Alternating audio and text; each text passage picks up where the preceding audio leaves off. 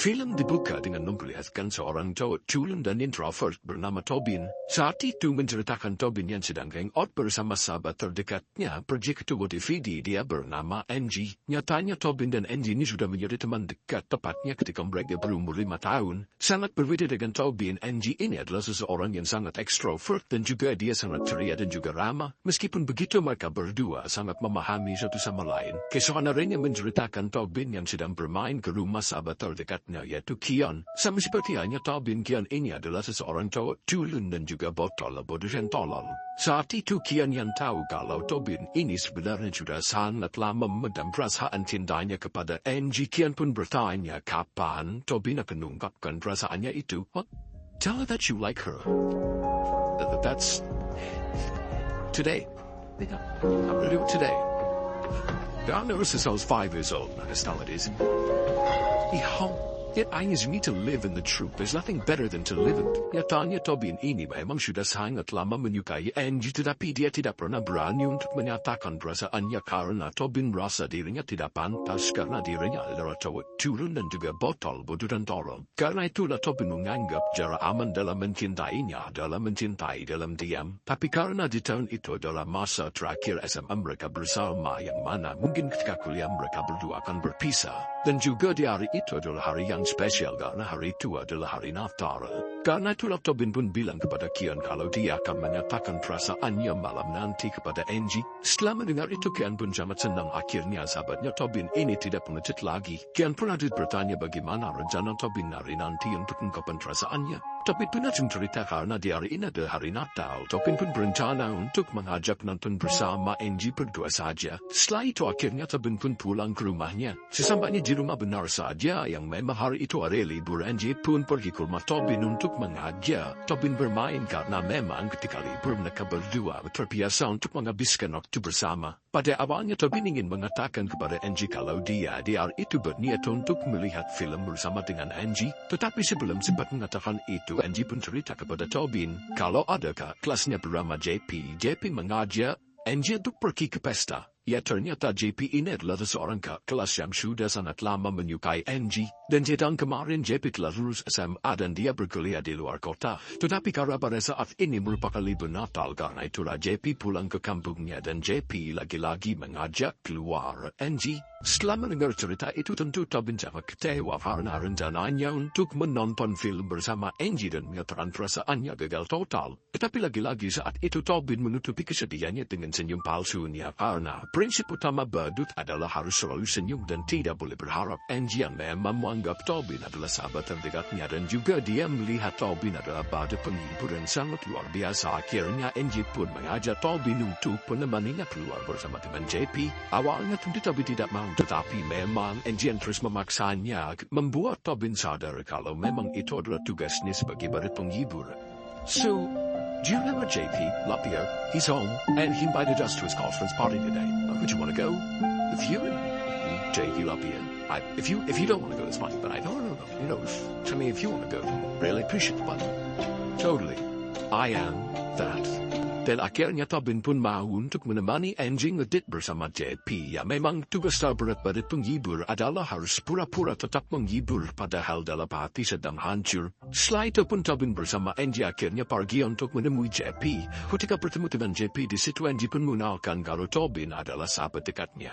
Dan sebenarnya JP pun juga sudah tahu kalau memang Tobin ini adalah sahabat dekatnya Angie karena mereka berdua selalu bersama sejak lama. Karena itulah JP pun tidak mikir aneh-aneh tentang Tobin. Bahkan JP tidak menganggap Tobin itu suka kepada Angie. JP hanya menganggapnya Tobin ini hanyalah sahabat dekatnya saja. Karena itulah JP pun tidak cemburu sama sekali kepada Tobin. Di saat itu JP yang kebetulan sedang bermain hoki bersama teman-temannya. Akhirnya JP pun mengajak Angie bersama dengan Tobin untuk bermain hoki bersama. Di situ Tobin pun terlihat semangat ketika diajak bermain hoki. Angie yang sangat mengenal Tobin, Angie tahu kalau Tobin ini sama sekali tidak bisa dan tidak suka olahraga. Kenapa? Ketika itu dia mau-maunya diajak oleh JP bermain hoki. Angie pun akhirnya bilang, kau yakin mau bermain hoki? Bukannya kau tidak suka olahraga sama sekali?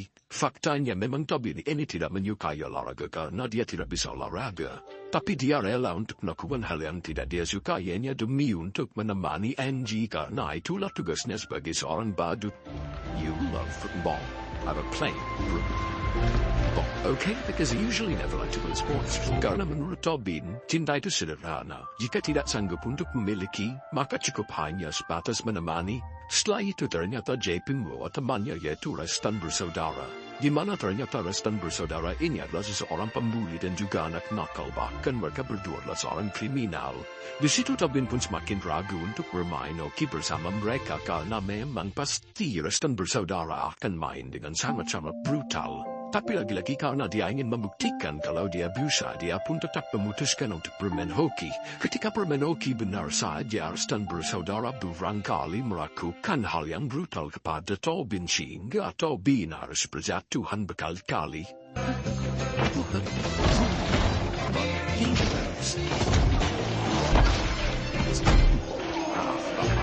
Setelah itu Angie yang kasihan akhirnya menyuruh Tobin untuk berhenti dan Tobin pun berhenti untuk bermain hoki. Selesai bermain hoki, Tobin pun memutuskan untuk menelpon sahabatnya Kian. Situ Tobin pun menceritakan semua yang terjadi dengannya hari ini. Kian yang mengetahui kalau Tobin ini baru saja bertemu dengan dua orang pembuli yaitu Restan bersaudara. Kian pun menyarankan agar Tobin segera menjauhi mereka karena memang Restan bersaudara ini sangat brutal.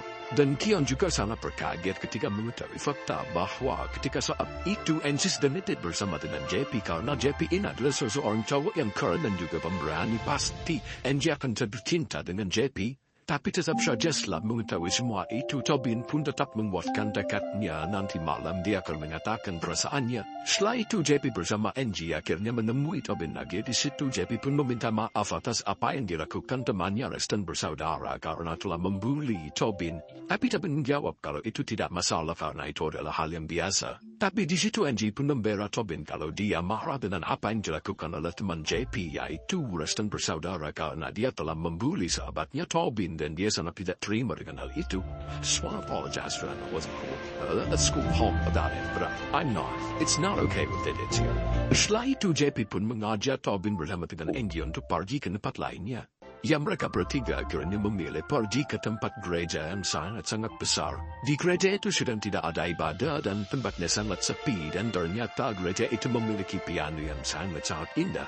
Angie yang tahu kalau Tobin ini sangat ahli memainkan piano, akhirnya Angie pun menyuruh untuk Tobin bermain piano itu. Ya benar saja meskipun tidak ahli olahraga, ternyata Tobin ini memiliki keahlian di bidang musik dan ketika bermainkan piano dia pun mainkan dengan sangat-sangat bagus. Saat itu Angie pun langsung menyanyi dan dia berduet bersama Tobin dan mereka berdua saat itu sangat-sangat intens dan kelihatan sangat romantis. Sampai tiba-tiba JP datang mengganggu keromantisan mereka.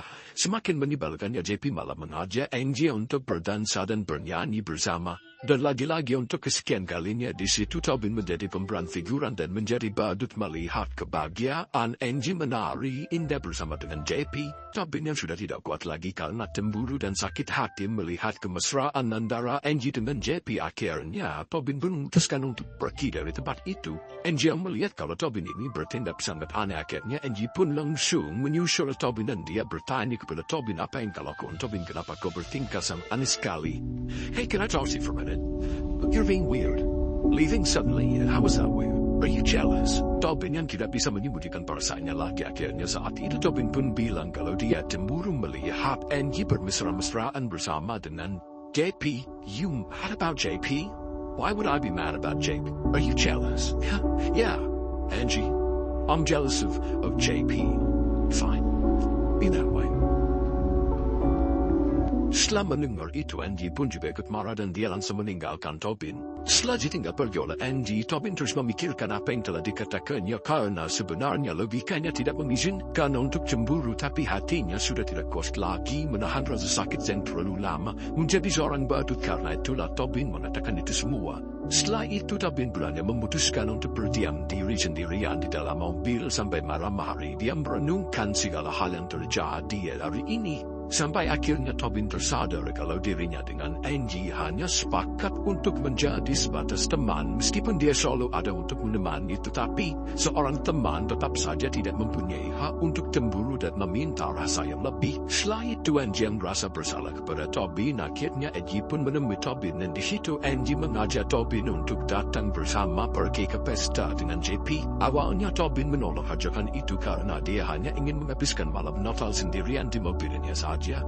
Tetapi setelah merenung beberapa saat, Tobin tersadar kalau hari itu adalah hari yang paling tepat untuk menyatakan perasaannya dan dia tidak boleh menunda-nunda itu lagi. Karena lagian, kemungkinan terburuk dari menyatakan perasaan hanyalah perasaan itu tidak berbalas. Dan itu bukanlah masalah, karena badut sudah terbiasa dengan cinta yang bertepuk sebelah tangan. Setelah itu Tobin pun langsung pergi ke pesta dan berusaha untuk menemui Angie. Sesampainya di pesta, Tobin malah bertemu dengan Destin bersaudara dan di situ mereka berdua lagi-lagi akan berusaha memburu Tobin.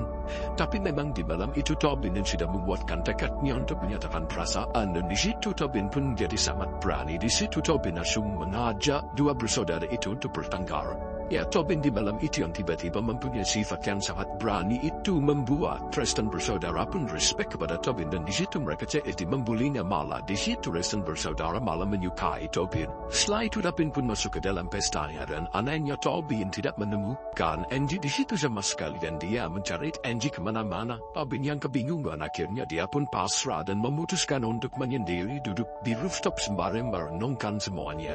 Tapi beberapa saat kemudian tiba-tiba di situ datanglah Angie. Dan karena situasinya sangat tepat, di situ mereka hanya berdua saja. Situasinya sunyi dan sangat tenang. Akhirnya di situ Tobin pun mengatakan semua perasaan yang telah dia pendam selama ini. And my side with JP, I wanted to kill him. I just want you to think I'm cool all the time.